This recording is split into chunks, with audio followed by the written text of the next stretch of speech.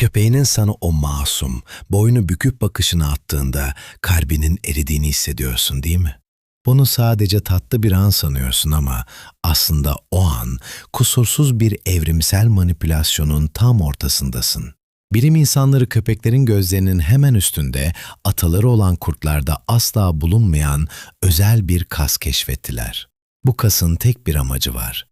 İnsan bebeklerinin yüz ifadelerini taklit ederek gözleri daha büyük ve masum göstermek. Köpekler on binlerce yıl içinde bizim beynimizdeki oksitosin yani şefkat ve annelik babalık hormonunu tetikleyecek o kusursuz ifadeyi evrimsel olarak yüzlerine kazıdılar.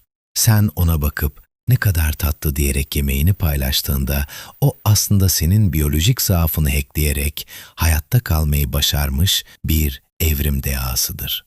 Dünyanın en sevimli hacklenme hikayesine hoş geldin.